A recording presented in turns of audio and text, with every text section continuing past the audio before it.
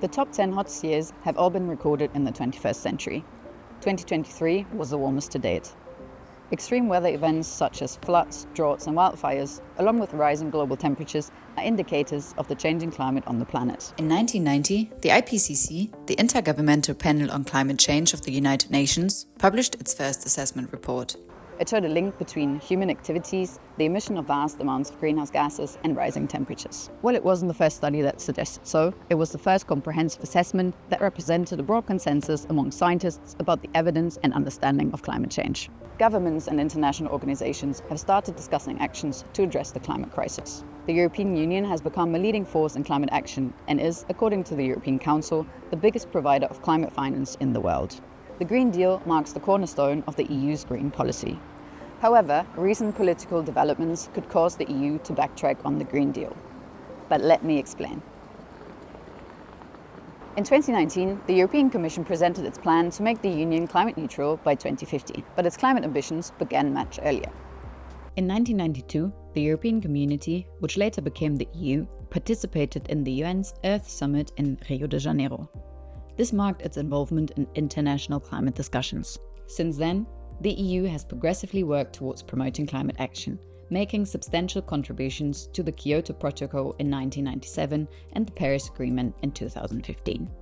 The latter is a legally binding treaty that aims at limiting the global temperature increase to 1.5 degrees Celsius above pre-industrial levels. Climate activist movements and the success of Green parties in the 2019 European elections added to the push for the European Commission to launch the Green Deal. But what exactly is the Green Deal? The Green Deal wants to set the Union up for a green and just transition, with the overall goal of climate neutrality, or net zero greenhouse emissions by 2050.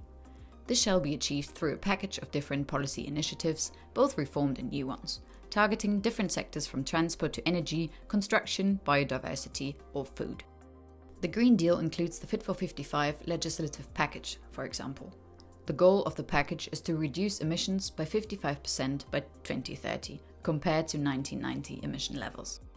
Lawmakers also worked on improving energy efficiency and the energy performance of buildings, nature protection, waste reduction, sustainable fuels, a carbon border tax and efforts to create a circular economy. The deal mentions a just and fair transition. This means the EU will offer support to those affected by the changes needed to achieve the 2050 climate neutrality goal.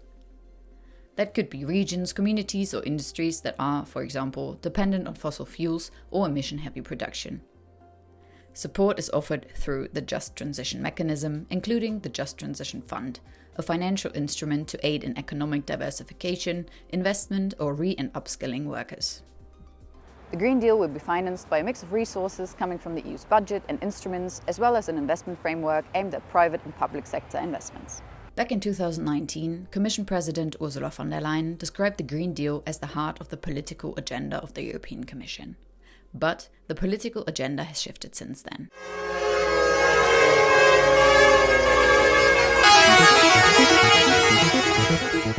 In 2023 and 2024, a series of farmers' protests across the EU showcased the discontent towards environmental regulations. Centrist and right-wing parties across the EU also took a stance against the Green Deal. Some industrial groups joined in too, calling leaders to focus on competitiveness instead.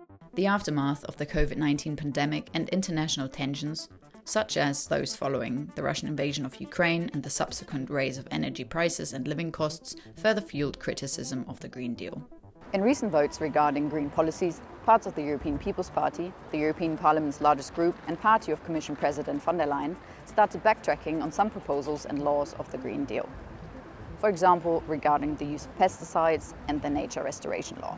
However, after months of deadlock, the law finally passed in June. Following the 2024 European Parliament elections, groups criticizing the Green Deal, such as ID, ECR and EPP, won seats, while the Greens, a formation that strongly supports it, lost severely. During the 2019 to 2024 legislative period, the European institutions passed most of the Fit for 55 legislation and made the 2050 goal of climate neutrality legally binding under the European Climate Law of 2021. However, the European Commission 2023 Progress on Climate report shows that the EU might be falling behind in terms of greenhouse emissions reduction. It states that the EU and member states need to significantly step up efforts to stay on track to reach the set goals for 2030 and 2050. In addition, the composition and political direction of the next European Commission will influence the Union's green policies. Centre-right and right-wing political groups are advocating for a review of certain aspects of the Green Deal and the Fit for 55 legislation, including the agreed phase-out of fossil fuel vehicle sales by 2035. Fear of weakening the EU's industry and competition, especially from China, are fueling the adversity to this ban. The ongoing war in Ukraine and the focus on security and defence might also impact the next Commission's focus on green policies. The European Newsroom will closely follow the future of the EU's Green Deal and the bloc's efforts to mitigate the climate crisis. Follow us and stay tuned for more.